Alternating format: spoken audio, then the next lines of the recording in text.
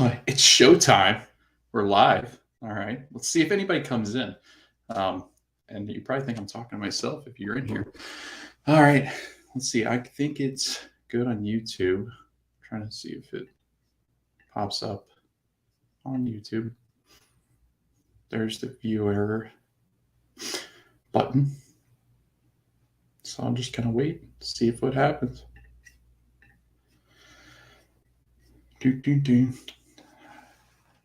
Bryce saying, is it live? Good. Excellent. That makes me excited. Let's go. Nothing so far, but I'll look at one more thing.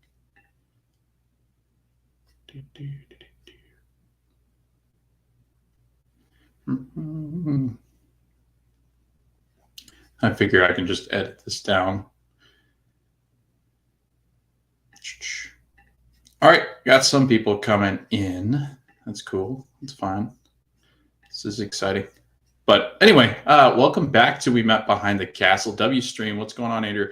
Welcome back to the channel. This is my first time going live, at least on this channel. I've gone live elsewhere doing soccer stuff. So this is a first run. I just wanted to see how it all worked. And YouTube actually won't let you run a live until, at least not through their streaming platform, until you get a certain amount. So thanks for whoever botted my my stream and my channel, just because it got me to a follower account where I can actually follow it on YouTube better. So, oh, we got some more people. Hi, who is? That's not a name. What's your actual name? That's somebody else's account. So, all right. Well, I got a surprise for you guys today. I'm actually going to be joined by none other than my co-host over on the Stateside Soccer Show, Jordan Wiegand. I'm going to welcome him in and let him kind of introduce himself. But Jordan and I, like Matt Hartgrove and I, actually met on the Disney College program. Jordan is actually live from Magic Kingdom. I don't know how that's possible, but I brought my gaming chair in and everything. Yeah, this is impressive. Really chill. So, Jordan, how's it going? First of all, just kind of give us your background. Where did I meet you? How did we meet? What's going on? What's the story? I mean, I think just off of Reddit. I got you off Reddit, and you're here now with me. So, well, it was one. I want to apologize to everyone because he said Logan said he had a special surprise, and I'm sure I was not living up to that hype there. But we did meet at our Disney College program. We were roommates. Rich found you, I think, because we were supposed to room with an Australian guy, and we found out we couldn't. Right. And then he went on either Facebook or somewhere and got you. And then, we all had this group chat, and we got to know each other before we moved in. But really, it helped moving in and actually knowing each other at that point. Our first official meeting was at Splitsville, just like Matt and you. In 2013. So next year will be 10-year anniversary next year. Can you believe that it's been that long? Like 10 years. Whenever we talk about this every August, it's August 5th is when our check-in date was. We met August 4th. That's supposed to be, like you said. But every time that it says 10 years, like on my time hop, I'm going, this is insane. Like I can't believe we've known each other for 10 years and that much time has passed in the parks, but also since we've been cast members, really 8 years, but I mean, it's been closer to 10 for our first program. Yeah, it's been 7 years for the second program at this point, right? Mm-hmm. Or 8 years. Right. Yeah. And 9 years right now for the first program. So it is crazy. Time's moving too fast, I think. Way too fast. Yeah. So Jordan, the audience wants to know, and they know where I worked for most of them that are in here. But Jordan, where do you work in your Disney College program? What was that like? Oh, you meant now. It's like, okay. No, where do you work? Yeah, I want to know everything about your life right now, Jordan. I think the viewership wants to know as well. Yeah, I'm a broker manager. But I worked. First program was the right where I'm at here, Sleepy Hollow, in what they used to call Stan's West for quick service food and beverage. and now is like broken up in a whole different Hmm. way. So I don't know what the equivalent would be, but most of my shifts were here at Sleepy Hollow, and then also that included like the Frontier stands and the Adventureland stands, but I did not work at them as much as I worked at Sleepy. Second program I worked at Animal Kingdom, which was Logan's home for his first program. So we switched parks, and I went to Dinoland and did merchandise at Dinoland. Every time it's so weird because you and I worked at the same parks, so you and I both know kind of each other's parks pretty well. Because Matt Mm-hmm. worked Animal Kingdom and Studios, so like he and Yeah. Rich had a lot in common when they talked about studios. But you and I, like, we both know Utilidors, we both know the backstage areas of Animal Kingdom, but we both know the parks really well. And you know the parks probably better than I would say.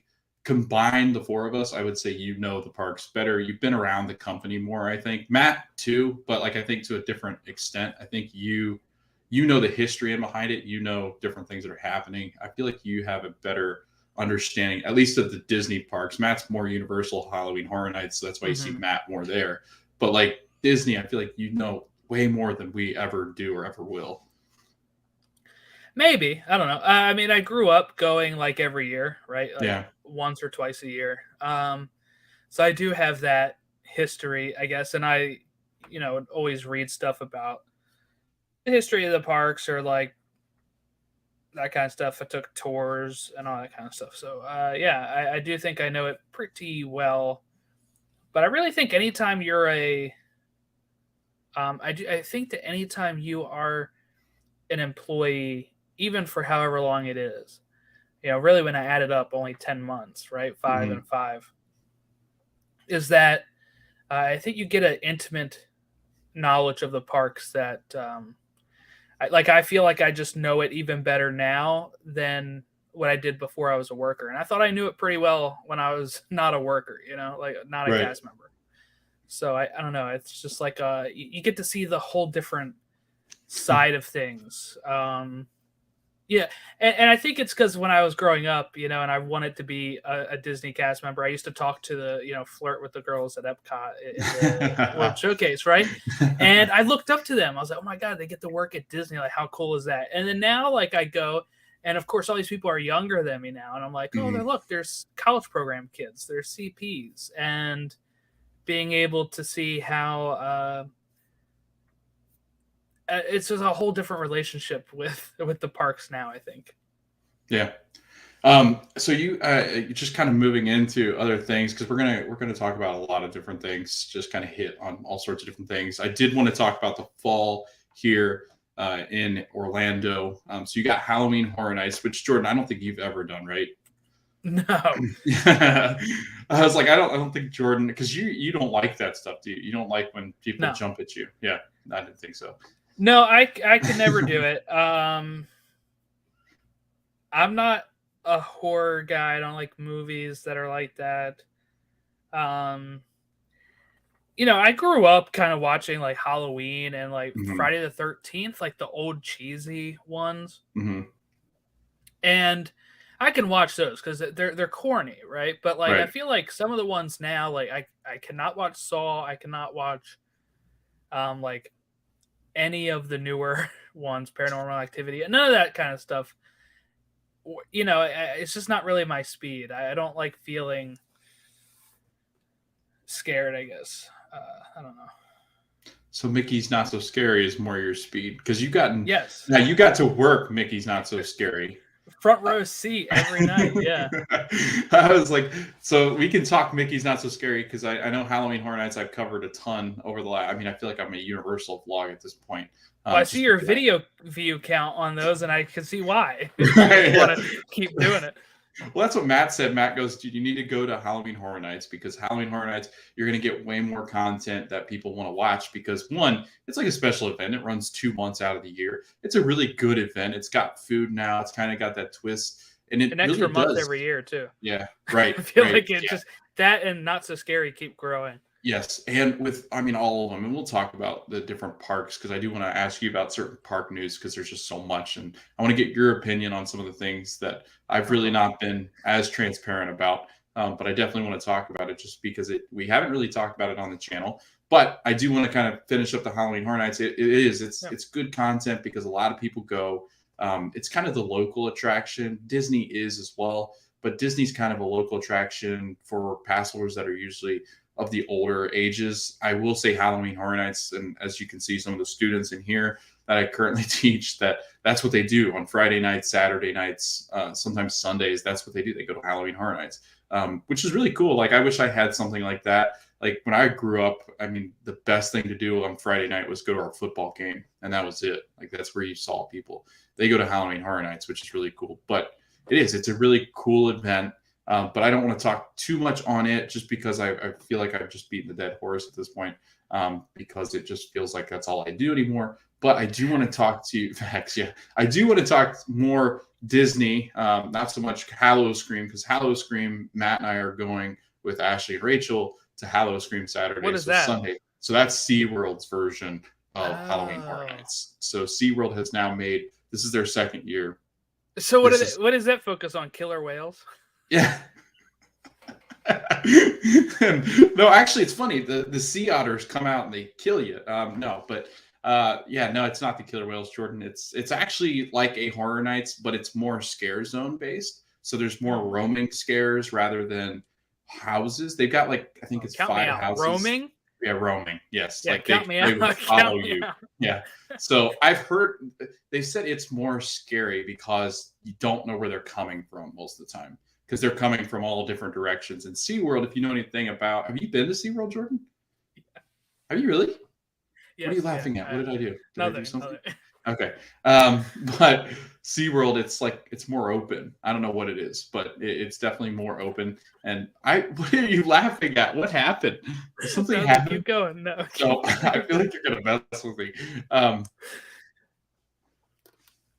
Jordan laughs You're at me good. sometimes. Nothing behind you. Okay. You're good. All right. But yeah, Hallow Scream will be interesting just because it's more scares in the houses than it is scares like I think like Universal where it's more house oriented. This one's more scare zone oriented. So and it's got more like bars and places to grab something to eat. So it's a lot more interesting, I think, for people of my age and older. So Hallow Scream will be cool. But I do want to ask you about Mickey's Not So Scary. Now, Jordan, I can't go to Mickey's Not So Scary this year because it's sold out. And What? I All think of them? all of them. Yes, I don't know if I didn't think you knew that. Oh.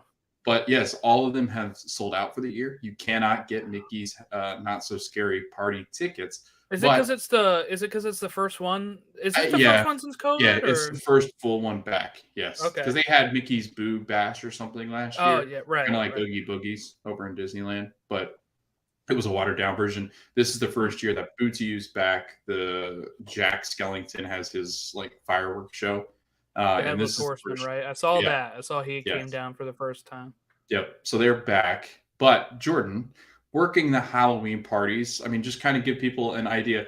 Like, would you go to? Because I know you and I think did you and I ever go to one together? I think Rich and I did. I No, don't. yeah, you went with Rich. Rich Yeah. dressed up as Team Rocket, right? Right. Yes. I forget you dressed up as Elf, right? Elf. Yeah. Um, it's funny how I can remember that. Like 9 years Mhm. later, I can't tell you, what I ate for Like what you ate breakfast, but yesterday. Yeah. yeah, but I no, I did not go. I went as a kid. Well, not as a Mhm. kid. I guess I went as a kid, but most recently I went as 2009, maybe Yeah. 2010, when my nephew was very young. So probably like Okay. 10 or 11. Like Yeah. not long before program, I guess actually. Right. That's scary to think. Um, but like he was dressed up as like Buzz, and Mhm. like his dad was Woody and his mom was Jessie or whatever. Um, and uh we got to experience that, and I worked it, yes, and working it is a lot of fun because look, Booty You is like my favorite parade. Mhm. It's just like the song is so catchy. If I can just find the song, and maybe I'll have to do that, it's just find a clear version of the song so I can Yeah. download it, and I'll just blast it out of my yard on Halloween. But that is just like, it's a banger, you know what I'm saying? It's just like a great song, as the kids say, right? And facts. You guys say that, kids? Put that in the put that in the chat. Do you guys say banger still? Yeah, is that They'll still a answer thing? you. Or is it just 30-year-olds? But we working it was a lot of fun. The worst part was making sure you had a costume for it, because it's a different costume than my typical costume, and it's but I liked the costume. It's very colorful. It's very ugly, so I really liked wearing it. It was like the like a green shirt with like an orange vest and a orange bow tie or something. But yeah, it's a lot of purple pants or something. It's a lot of fun working, and at Sleepy Hollow, like you could just look out like right behind where I am here, right? You could just look right out this window when I'm making funnel cakes and see the Headless Horseman go by and the parade go by. My favorite part is the Headless Horseman and like the grave diggers from Haunted Mansion. Like I really loved that part of the parade. And I think it's cool that that's a safe spot where kids can get candy.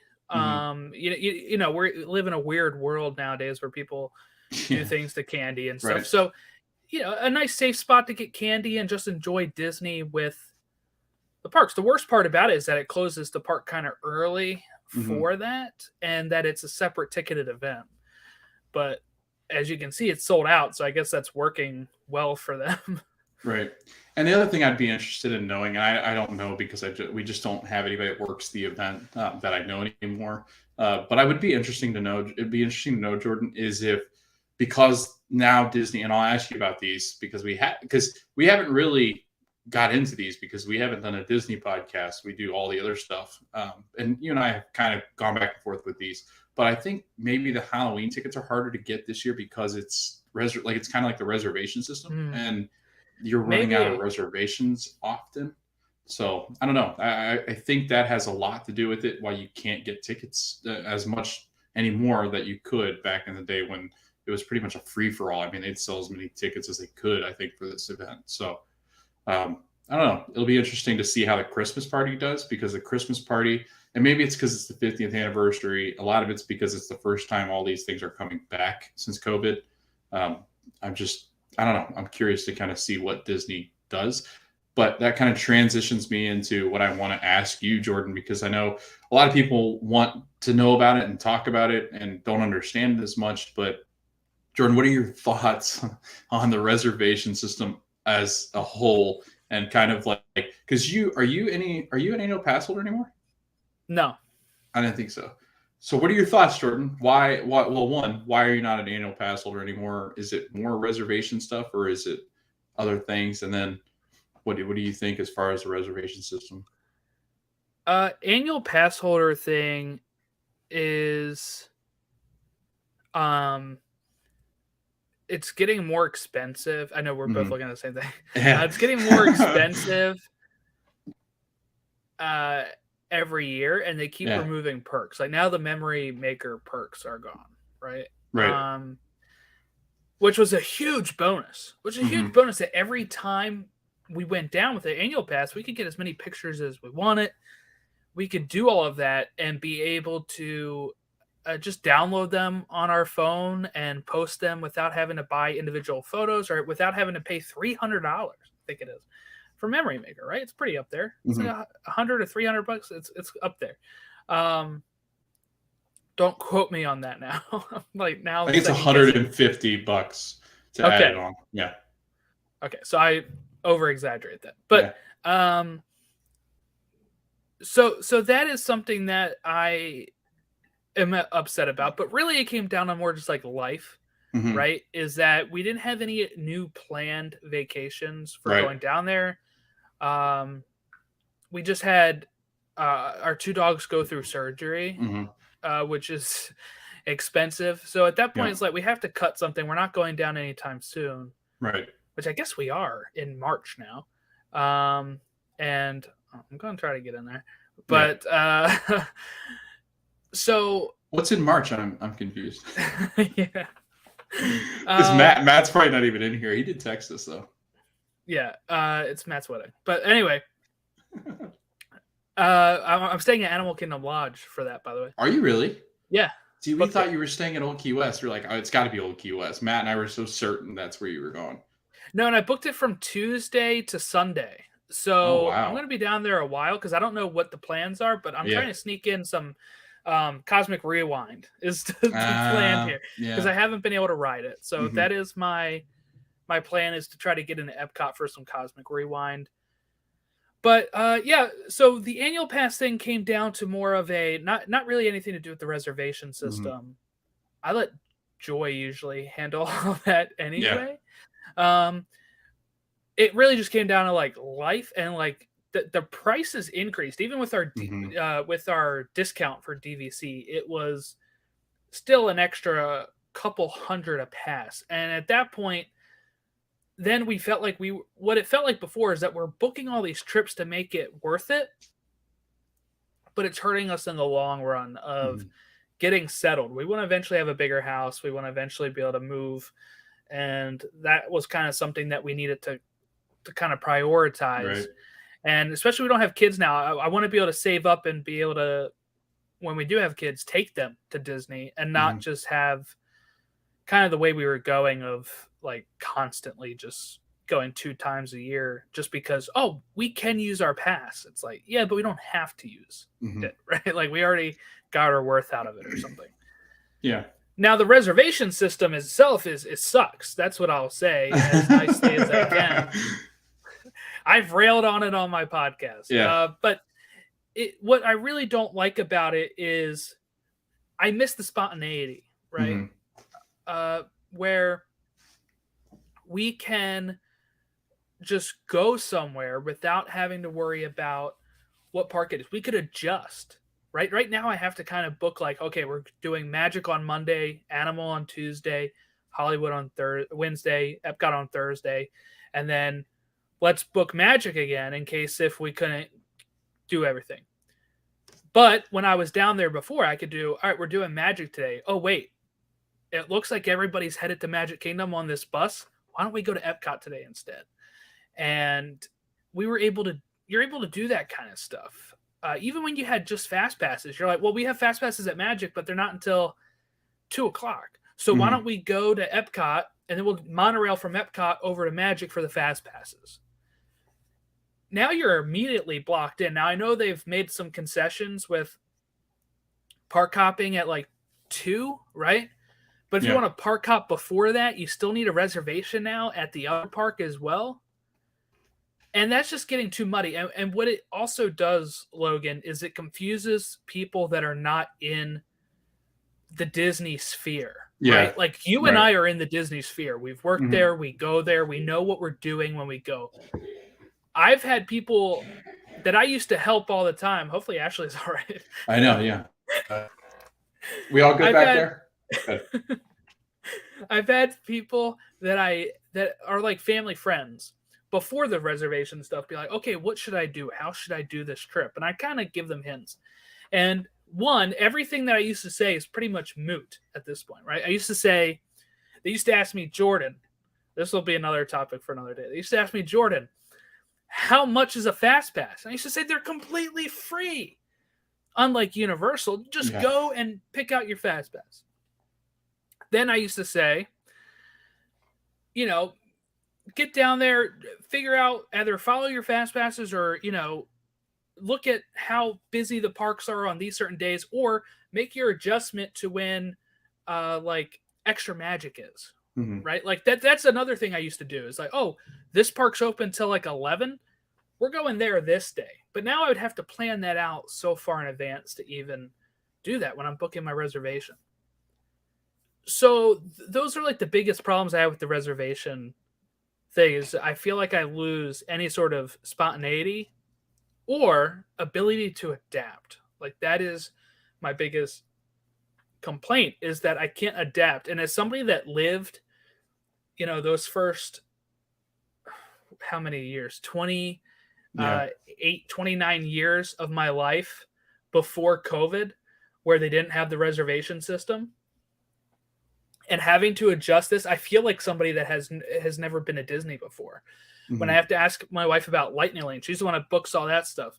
When I had to ask her how that stuff worked, and when I had to, have the reservations, I feel restricted. And what I feel like that is not an experience. I don't think it's something that people are going to leave happy with. And to wrap it up before I let you speak here, sorry, No, is it's good. the Universal side of it, right? Is they've capitalized on this. There is a whole family that didn't realize they needed reservations. And you can say, well, family, you should have looked into it, right? But before, it never used to be this way. So it's irrelevant. That didn't have reservations, and they flew all the way down there. They got there, and they couldn't get into the park. And what did Universal do? They said, here's like free tickets. Come over to Universal instead. And what do you think that did? That made that family love Universal. They feel some sort of way about Disney, I'm sure, after that. And that's like, you're just giving ammunition to your rival to make you look dumb. And I think that is the biggest misstep that they've had. Yeah, I agree.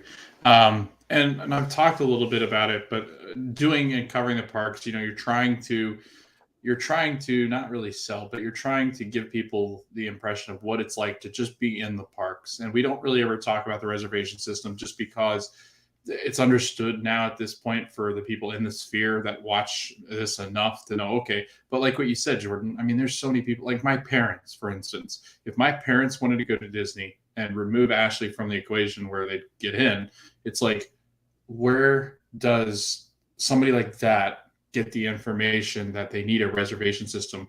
They posted it on the website. They have that kind of signage on their post every once in a while, but it just seems like people just don't understand it, or understand that like you can only do a certain amount at a time. Or get this, if you buy a ticket, it does not guarantee entrance into the park.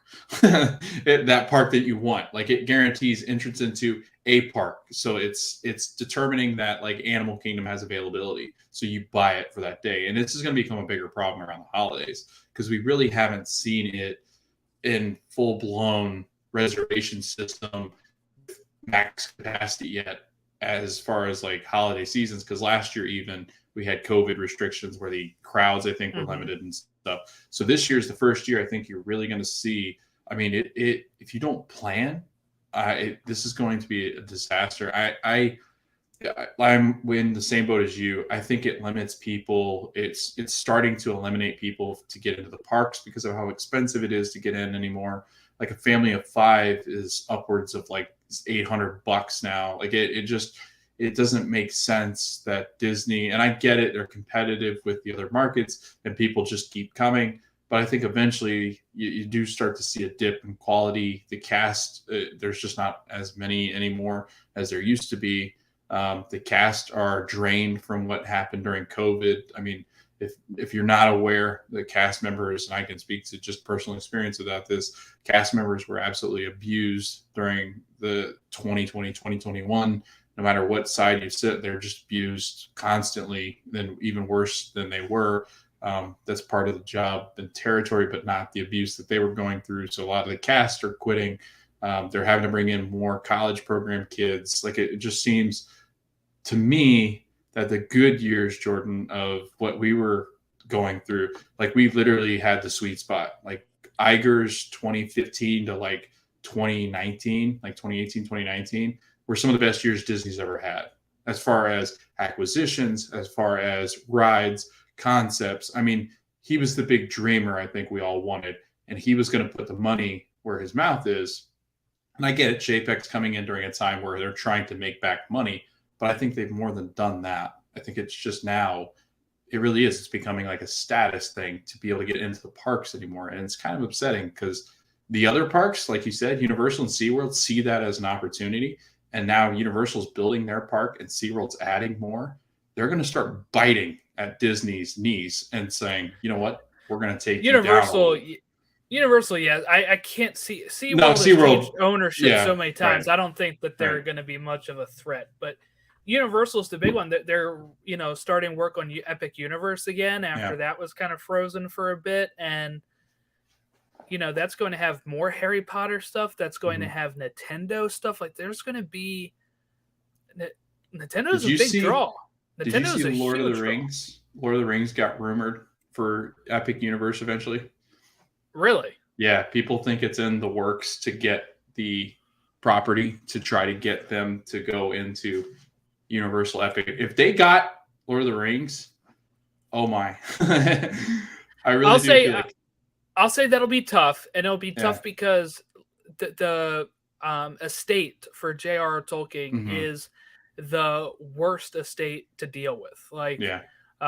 they don't like the Peter Jackson films, even though they're beloved. They're very strict about what Amazon can do with their series. Hmm. So I can't imagine what the park version of that would be like. Right. But do you remember? I remember this when we were on program. I remember reading rumors, unsubstantiated rumors, by the way, Yeah. that Disney was trying to get Lord of the Rings to answer Mhm. for Harry Potter, Yes. and Yep. Disney was never going to be able to close that deal because J.R.R. Tolkien was very anti-Disney and anti, so the state was never going to do that. But just something that was interesting to even think of, like, one, what would a Lord of the Rings Disney even look like? But I thought that was a weird rumor anyway because they had already had the Star Wars deal done. So you're like, Mhm. it would just be Star Wars. Like, why are Right. we, waiting on that? But Yeah. it's just something to think about. Like, I remember reading those rumors back 9 years ago and just dreaming of it. So I would love to see what they could do at Universal if they did ever get that, but I would be skeptical of that just because of how tough they are to work with, because they're notoriously difficult. Yeah. No, I agree. I mean, it would be cool, but like you said, the franchises that are going in with Universal, like Mario, I mean, they're really creating a section of park where like Disney hasn't really focused on a whole lot. Like they're going after the legendary monsters, which is a really big thing at Universal, especially if you've gone to Horror Nights, you know how big their monsters are for them, and so they're going to incorporate where like I think that's where, and we'll talk about this because I'm interested to kind of get your thoughts because I know again we text but we don't really elaborate on these. But the answer to Epic Universe's legendary monsters, Jordan, are these proposed blue sky things, and I haven't listened to your D23 rundown with Jack yet, but I'm interested to kind of It's hear long. your thoughts on what are your thoughts on these big blue sky ideas, and do you think they actually happen for Disney? So, do I think they'll actually happen? Yeah. I would say maybe 50%. Hmm. Is that high or is that low? No, I think that's right. I think I know, and I know About which 50. ones that I don't think the villains thing's happening, in my opinion. Mm. I think that has the best chance of happening. Really? Actually, I think the Really? Magic Kingdom stuff has the best chance of happening. I mean, I think that they'll replace something in Dinoland, right? Obviously, because Hmm. it's missing a whole roller coaster now. It's just paved land at this point. Right. So something will have to happen there. But so the reason why I'm very skeptical and at 50%, maybe even lower, is I did this on the podcast too. But I listed like every project that was announced recently Hmm. that never came to fruition. Of course, COVID was a big part of that, but some of it wasn't. There was supposed to be a Main Street theater well before COVID. Right. That got canceled before COVID. We don't know why, really. They just said, never mind, we're not Hmm. doing that theater anymore. Okay, that seemed like a relatively cheap operation, so whatever. Then there was the Mary Poppins UK ride that was announced at D23 2019. COVID hit, and they said, actually, we're pulling back on that. Then we had the Avengers ride that was announced in 2019 as well, that disappeared and eventually got brought back again now with a different theme. Hmm. But I was worried that thing was gone.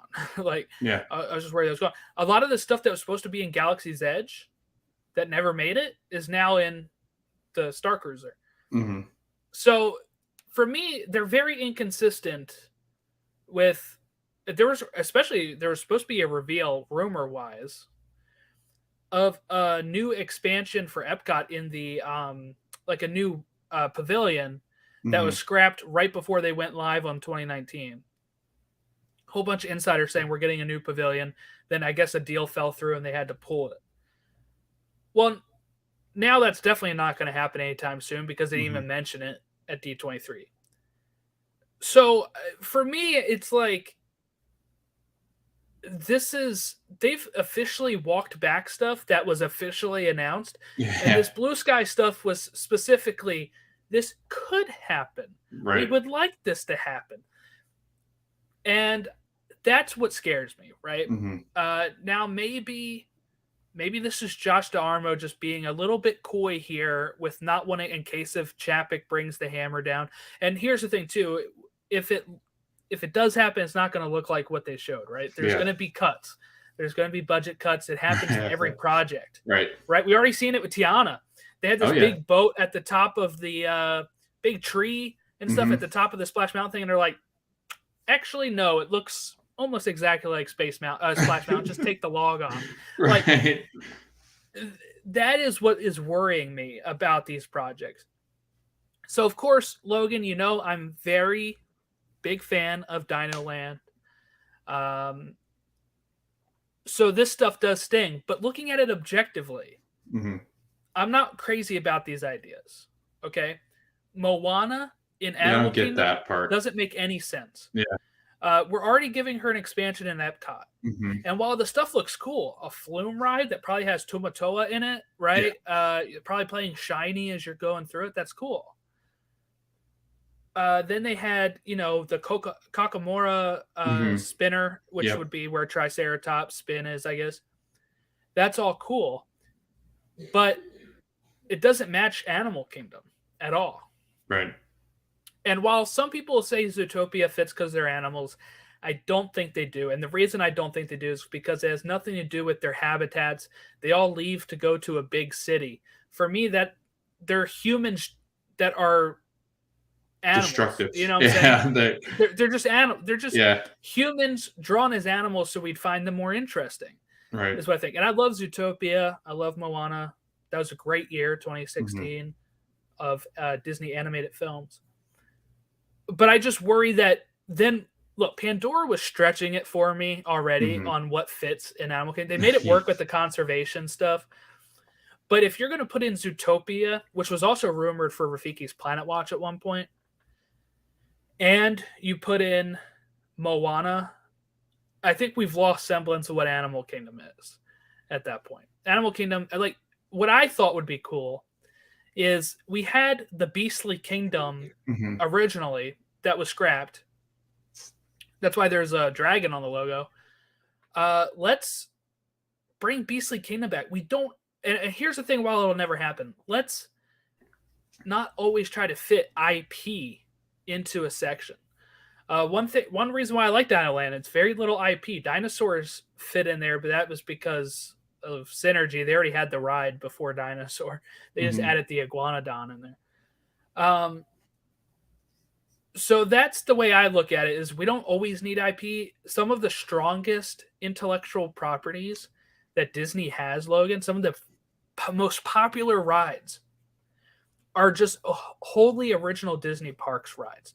Pirates of the Caribbean, Haunted Mansion, Jungle Cruise, 3 It's a Small World. These are 4 Peter Pan's Flight. Of their, well, that's based off. Well, that's based off there. Yeah, that's true. But those 4 things were just original things that the Imagineers came up with that are now synonymous with Disney.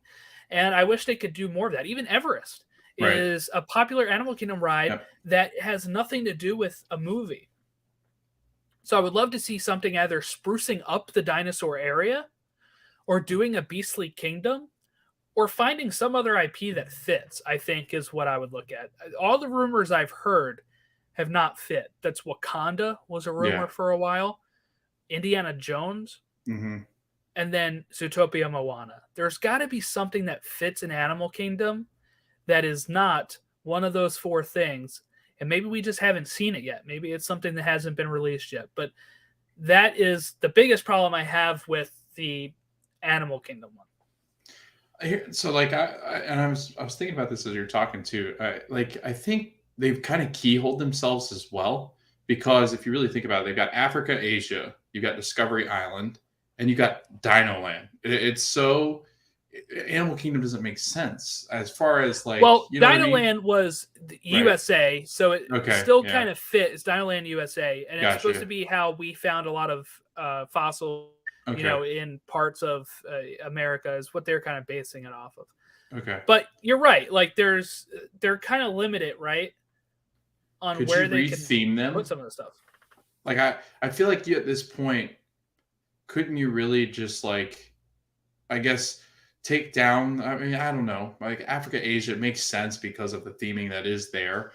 But like it almost feels like they're going to just force something into that spot Mhm. because it's got trees. I'm like, that's Because really it's what it empty. feels. Yes, yeah.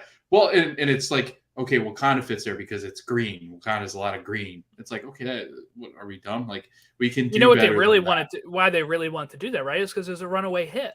Yeah, I get And they that. didn't have Yeah, a lot of Marvel properties that they can use due to the and Universal he's deal. one of So them. Yeah, that that is makes something that they were. I don't know how legitimate it was. I mean, I know people that had said that to me, but I don't know if it is if that was all blue sky stuff too, and they like never were serious about it, yeah. because Wakanda's in Africa. Hmm. So how are you going to make that work when Wakanda's on the other side of Africa on this map now? Like Hmm. it wouldn't fit, right? Like again, I don't know what I would put there, but it even looks like, if you look at it, right, where that flume ride is for Hmm. Moana, if it goes there, if they actually do make a ride like that, that looks like that would be where Finding Nemo is, the theater. Hmm. Because there's no way they can fit Zootopia and Moana just in Dinoland. They would have to stretch out to almost to where it would probably go all the way up to where that bridge for Everest is, and would probably go that way, Hmm. right? Because if you see where the spinner is, and you go left to the spinner, well, that is the Nemo theater. So there would have to Yeah. be, it'd have to stretch over there at least, which is Right. fine. The Nemo, look, working that cart is like the worst thing in life, because they it made the day go so I know what slow, you mean. Yeah.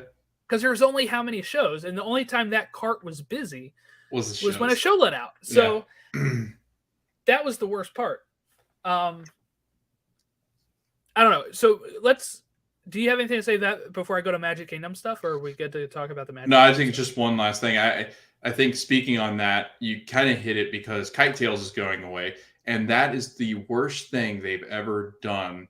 Is that theater that sits there because they cannot Mm. figure out, Jordan. They've done that. They've done Rivers of Light. Nothing has worked there. They built this gorgeous waterside stadium. Like what? What? Like it just Animal Kingdom seems like it's in a weird spot with, and you're right, like Pandora and Avatar, while the rides are cool and they just eat a lot of guests, people hate Navi River Journey. I don't know what it is about that they hate. I Oh, like I it. I like it. think it's pretty. Yeah. I like the colors. I like the storytelling, but they don't like it. They think it's too short and it's not fun. And then with Flight of Passage, I actually, you can come at me for this. I personally think it's overrated. I Oh, it don't. is. It I think definitely is. it's Soren on. It's Soren's like better brother. I don't know. Like it. Do I have a Soren's good time on more it? fun though. Yes, Yeah. I do. But Right. it's not the best ride on property the way No. people say it is. No. And So it's packed I'm in like it your is. camp. Yes, it is packed like it is the best ride that this Earth has. And I said, Rise of the Resistance, I think, is still the coolest attraction at Disney World, hands down, because it's an experience. Like it feels like you're living the movie. I would say the best attraction, from what I've understood, is Guardians of the Galaxy, Cosmic Rewind. I don't ride it because it makes me sick, and hopefully one day I'll just do it and barf and I'll be over. But Do you know if it'll make you sick? Because yeah, I heard it's very smooth. yes, it's the screens matched with, because Ashley wrote it, goes, because she knows my level of intent. She's like, Yeah. oh yeah, this would make you like really like, ooh. Do you remember when I told you you'd be fine on Star Tours? Dude, I should have trusted my instinct, because it's like, if this is anything like Back to the Future was back when, before Simpsons Oh, that took was a over, great ride. it was the exact same thing. Like it was. Yeah. Jordan looks over and goes, dude, I'm so apologize. sorry. Yeah. As I'm like head between my legs, like, oh my gosh, I don't think I'm gonna last. I'm just gonna throw up all over this vehicle, and it's gonna be so embarrassing. But yeah, no, Jordan, go ahead with your. I just wanted to make the mention of that stadium, and I know Matt liked Rivers of Light because he worked it, but those two are the worst things. And the kite thing it's almost embarrassing. Like it was like really that you took that had to take years of planning, and that's what she came up with. I don't know. I've never seen any of those shows because they're gone by the time I get there. But and I can't stay at Animal that late, actually, really. I mean, I knocked that park out because I only do Everest and Dino. I knocked that thing out so quick and I'm gone. Yeah. Huh? You don't do Kilimanjaro? Occasionally. Yeah. Hey, once I've seen a zebra, I've seen all the zebras, okay? Right. So the Magic Kingdom side of stuff. I'm very excited for this if it ever happens. And I'm trying to limit my expectations because I just don't think it's going to happen, right? Mm-hmm. They cut so much stuff. My big question for this, and I would love to pose it to you and viewers, live viewers and after viewers. What do you call this land, right? It's beyond Big Thunder. That's what and it has Coco, Encanto, and Villains. Yeah. And it makes me wonder, what do you call it? Because everything else is Tomorrowland, Fantasyland, Frontierland, Adventureland.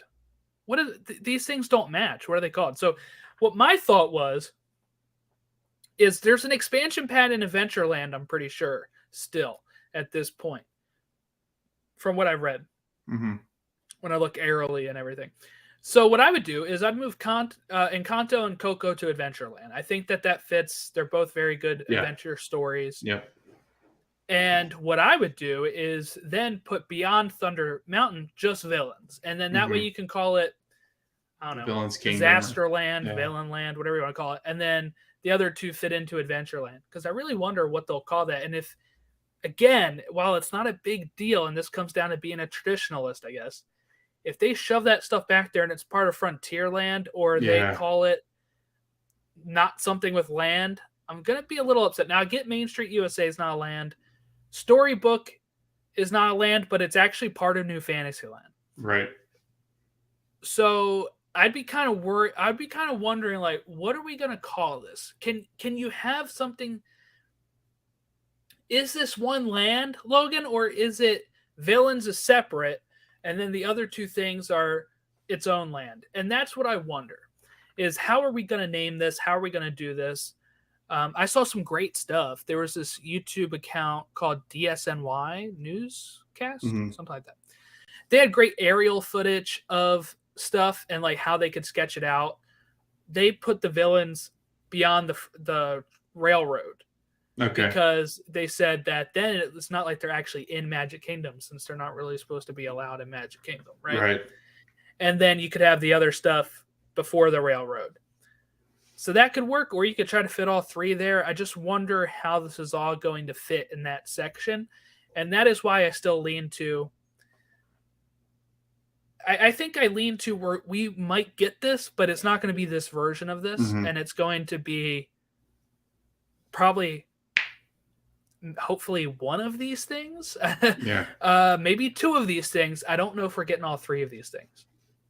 Yeah, and I think the theming will be tough with Coco and Encanto just because I think they're two different cultures completely. So they're not like they speak Spanish. Like, is that their only connection that they're making? Because they are drastically different. So you got the Day of the Dead, and then you've got Encanto, which is more mythical in that kind of region. So it doesn't make sense because they don't really have the same climates. Like Mexico's a lot different. So I think that's going to be tough. I always thought, I mean, I still think that the best thing that Coco, the thing that's going to happen, and I hate that it's going to happen because I like the ride, but I thought Grand Fiesta Tour was cooked. Like, I just thought eventually they're just going to gut this thing and it's going to become Coco. Well, that's what made me the happiest about this. I'm like, if they're doing it here, right, maybe it's safe. But then I think, well, we have Moana and Epcot, and they're putting Moana in Animal Kingdom, so maybe it's not safe. I don't know. Yeah. But that's the other thing, too, that's confusing is, like, they're doubling up on people. You know what I mean? Like, they're... And by the time this would open, Logan, Moana's going to be 10 years or older. Right. So you'd have to have a 2016. second movie, which I'm assuming is in the works. I'm assuming Moana's getting a second. I'm assuming that, I don't know if it's confirmed, but I'm assuming that Frozen gets something else too. Like I just feel like Frozen's not quite done yet. I don't feel Coco and Encanto are done. Well, Coco's done. I don't think Encanto's done. I don't know. Like Disney latches onto the ones that are most successful and can run with it. I think Princess and the Frog might actually get another one. Like I really do think there are certain franchises that they want to continue to tell their stories. I think Moana's definitely one.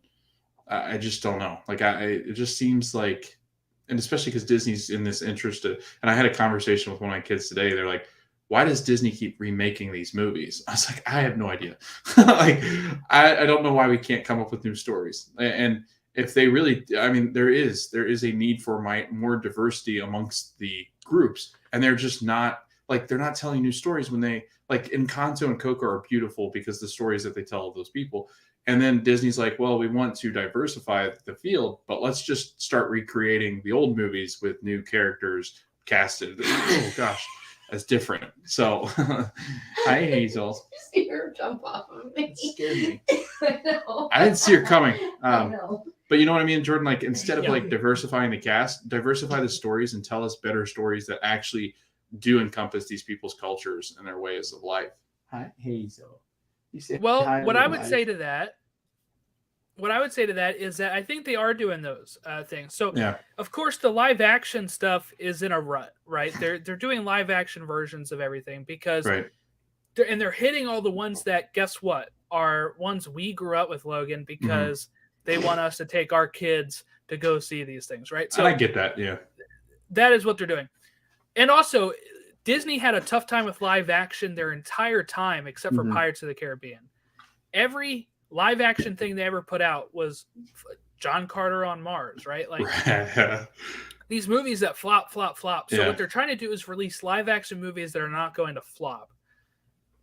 Secondly, I think where you're seeing most of the originality is in the Disney animated studios and Pixar right now, It's which true. have done very little sequels, right? Yeah. I mean, you have Frozen 2, but other than that, we got Encanto.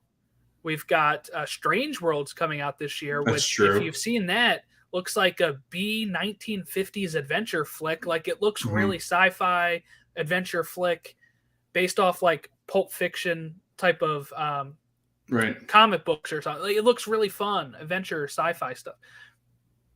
Totally different than what they usually put out. Encanto, Pixar did Turning Red, which was totally different for them, Mhm. and some of that diversity that you're talking about. So I think those two have been hitting it very well lately. Right. Of course, we're going to get probably a Frozen 3 at some point, I would Mhm. assume. But I'm not so sure. Maybe a Moana 2, but I wouldn't actually think an Encanto 2, actually. Maybe a Disney Yeah. Plus series. I think one thing Maybe they if they're could different do, powers kind of thing. yeah, I think we need more of those type of, like, we grew up on all these cartoons Mhm. that were continuations of the movies, like the Aladdin cartoon, the Hercules cartoon, all this kind of stuff that was really fun to watch. And now they haven't really done that. We've had the Baymax shorts, Mhm. but all this stuff has been shorts, Olaf shorts, right? Yeah. Like we haven't really had the Zootopia show is not what I expected. I was expecting a detective buddy cop thing. It's going to be called Zootopia Plus, just focusing on random members of the village of Zootopia, which is an odd choice, I Mhm. think. But maybe that means no Zootopia 2, a movie. Maybe they're letting some of that stuff be more original for them. I would hope so. Yeah. I mean, I like I said, I think there are different groups of people too that we have not covered yet, and I think you could tell Yeah. so many stories. Like I really do think, because of the population so big, I think India. Like I do think you could tell a really cool story through the Indian culture. And I know I've got a lot of students that are Indian that I'm sure would love the representation of like, hey, there's an Indian, Disney movie because we don't have that yet. Like we've got the islands, we've got Asia, we've got different cultures. And I think Disney's doing a really good job of just telling a story through those cultures, and they ended up being some of our more popular movies. Like I'm telling you, and Ashley will always say this because she thought this about Coco. When she first saw Coco, she thought it was just a little boy movie. You're just like, oh, this kid's gonna go on an adventure with his dog, and she ended up loving it. It's one of our favorite movies. Like Coco tells a story with Mexican heritage and with the culture and the Day of the Dead and understanding what that is and what their connection is so much different than what we have, I think, in the U.S. as far as what our relationship is with the dead. Where they're much more celebratory. We're much more of like Morning. Yeah, exactly. That's the word. But again, I think there's a lot of properties. Now, Jordan, a lot of people ask me this all the time. I always say, no, I don't think it's close at all. I do think that they are a little bit, they took maybe a step when Epic Universe happened, but did you ever see, or would you ever see Disney adding a fifth park in? Because it just seems, I don't think right at the moment, but I do think, yeah, maybe 20, 30 years down the road, I think it might be possible. I would say no. No.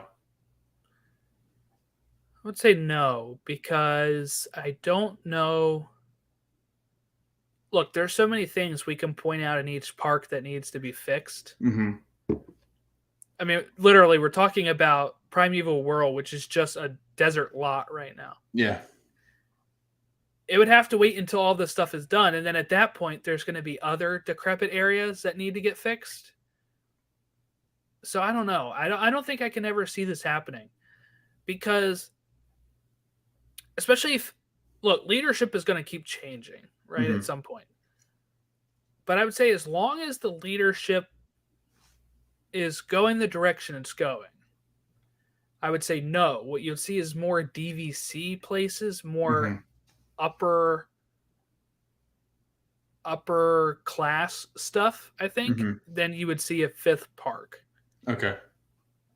As much as I want a fifth park, but Yeah. also I think at that point it's overwhelming, right? I think people already think 4 is overwhelming when they go. Mm-hmm. But a fifth park, you're talking about having to stay longer than a week, I think, if you really want to do everything. That's true.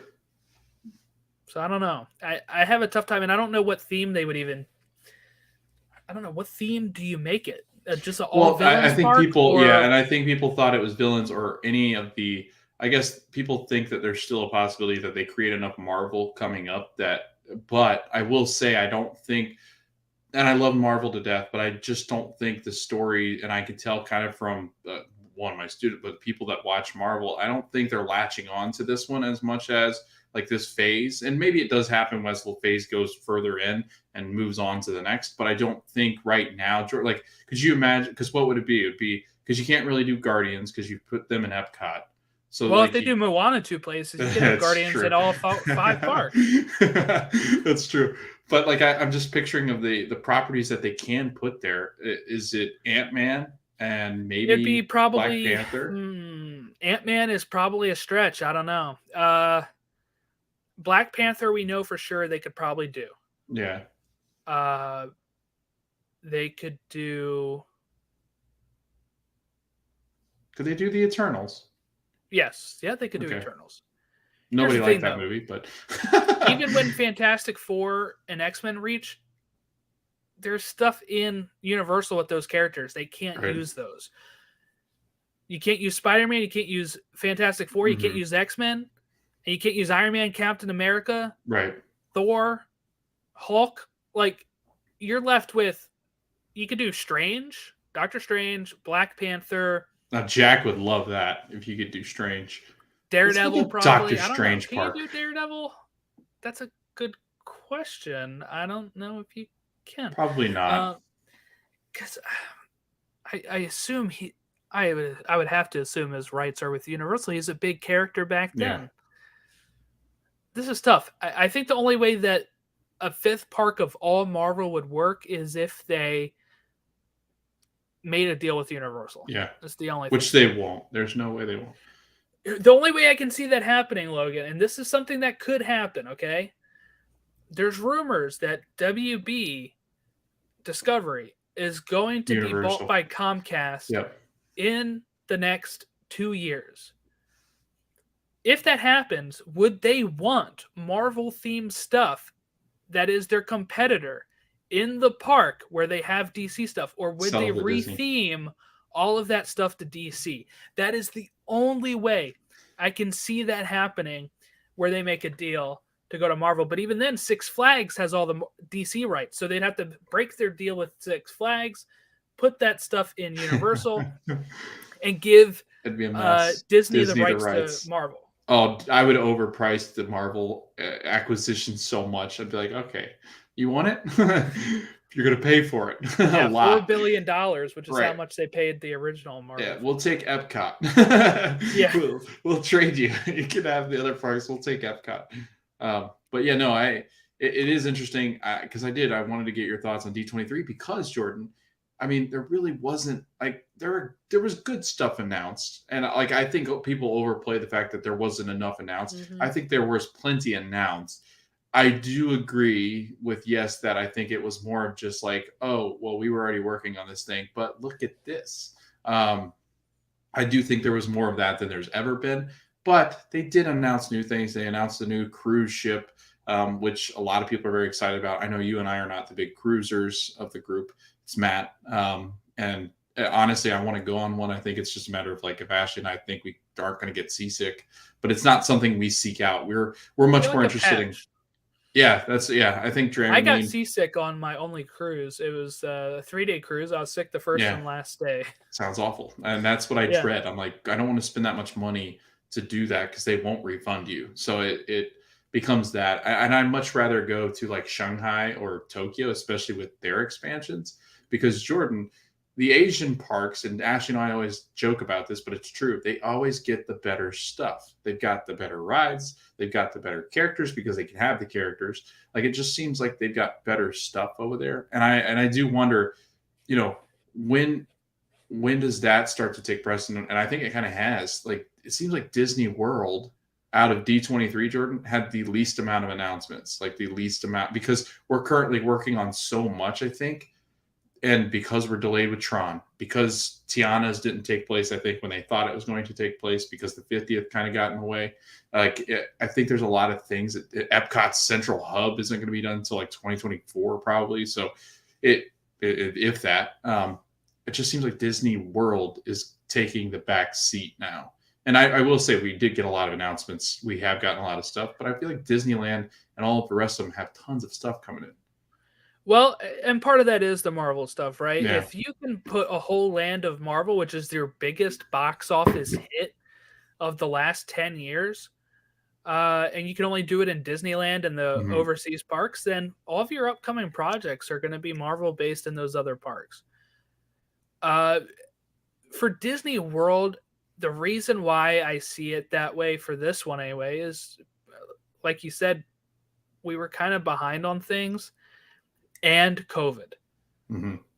I think because look, we still haven't had all the things from 2019, right? Because of COVID. Disneyland, their big announcement was a new Marvel ride that was actually announced in 2019, but this time with a different theme. So even then, they didn't really get that much. And then they got some more of the Runaway Railway, which they've had announced for a while too. Like they didn't have too much, I would say. It did take them all. Some of the biggest announcement was, hey, we're getting a Hulk meet and greet, and we're getting a Mando Baby Yoda meet and greet. Right. Which I'm assuming will at some point come our way as well. So I think that, you know what though, like you said with the cruise, and like I'm not a big cruiser. My wife wants to probably go on one at some point. But another reason to go back to your first question to me of why not buying annual pass, another thing for me was I want to kind of take a break from going to Disney World all the time. And I want to maybe start being able to visit some of these overseas parks, Tokyo, Disneyland, Shanghai, Hong Kong, back to Paris whenever they finish their Frozen section, because they have a Tangled ride that my wife is going to want to ride.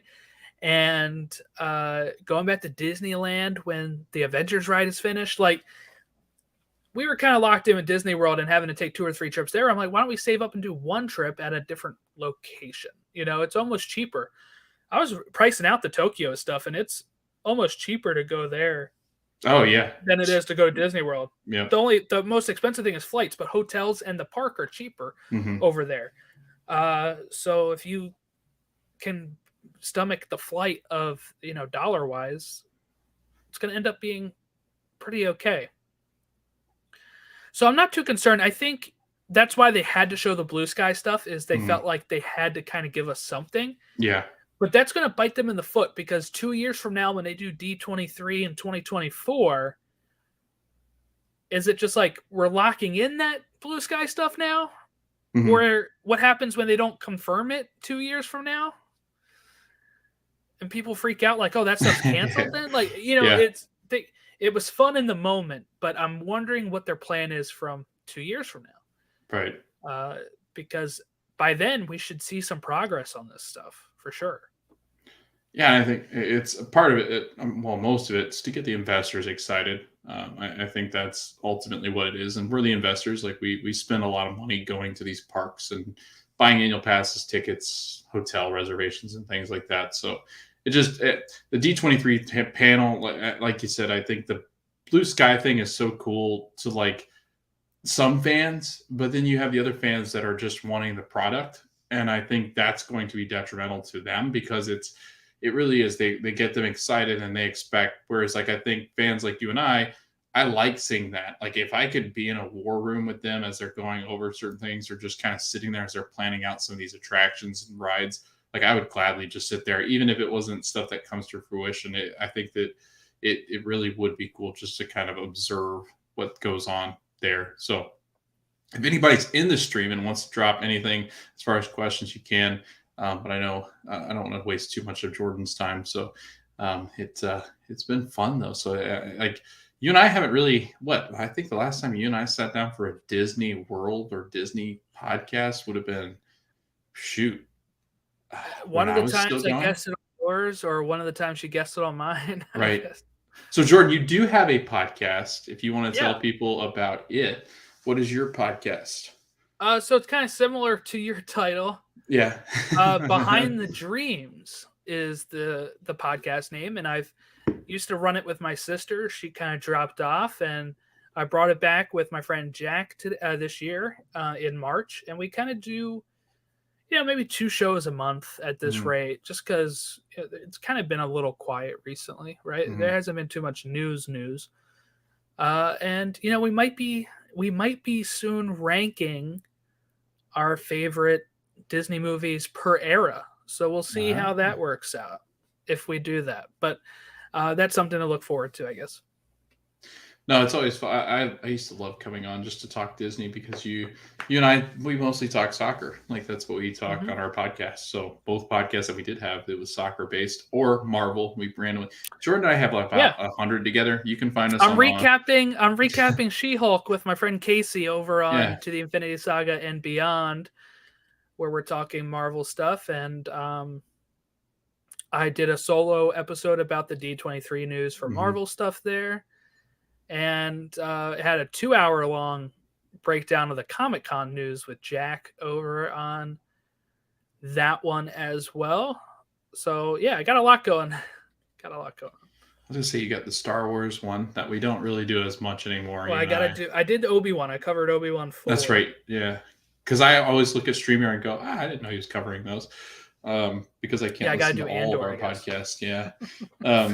But yeah, no, thanks for coming on, Jordan. It's fun. I'll definitely have you back on, because you and I can easily chat for hours on end. Sorry if this was not what people expected, but I thought it would be a fun twist of things just to get Jordan on here, just because I think much more into the Disney news and understanding. Hi, Beyond Zero. But it's a lot of fun just kind of chatting with Jordan and chatting with anybody that wants to chat along. Don't be shy. Anytime you're in the live, you can just drop in any questions. We're talking, but we love when people disagree or agree or want to ask questions. So make sure you do that. I know a lot of people will be watching this back possibly. So I hope you guys do enjoy what Jordan and I have to say. And if you want to give Jordan a follow, you can follow him at Stateside Soccer Show. You can follow him at, Jordan, I don't know, DCP Clown, whatever your Instagram name is. Disney CPJ Town. Yeah. Yeah, there you go. Infinity and Beyond, right? What is it called? Yeah, to the Infinity Saga and beyond. But the Twitter is at TO Infinity Saga. Yeah. There you go. So lots of podcasts. If you are into Marvel, Star Wars, Disney, soccer, I mean, Jordan's your guy. So definitely just type in, I think if you type in Jordan Weekend actually in Google search and you say Jordan Weekend podcast, it'll actually pull up all your podcasts. Yeah. Like I think it pulls up that thing that you did that one time with like was it a link tree that you did? Or was it? Oh, yeah. Yeah. Oh, wow. It has a lot of stuff. Yeah. It pulls up a lot of your things because I Googled you earlier I was trying to get to know you. I don't know you very well. So it's kind of like that's our cool. gift. I did that. Yeah. Because you set up that one thing at one time, right? You sent it to me and you were like, it was like all of your podcasts in like a library or something. So it recognized all of your podcasts. Oh, this Beyond person wants to know what the best soccer team is. That's Philadelphia Union.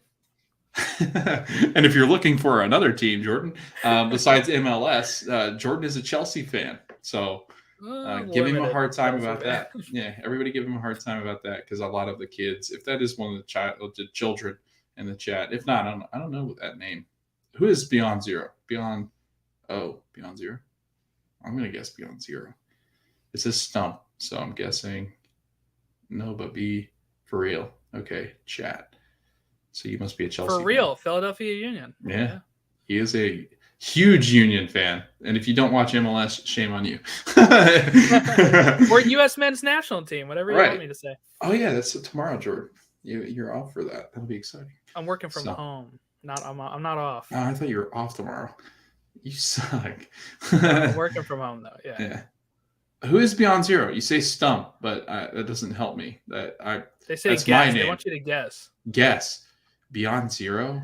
I couldn't even guess in a million years. I want to guess Toluca, but I'm not 100% sure. But I think your name would be something different. So I don't know. This game's harder to do as I'm trying to wrap up.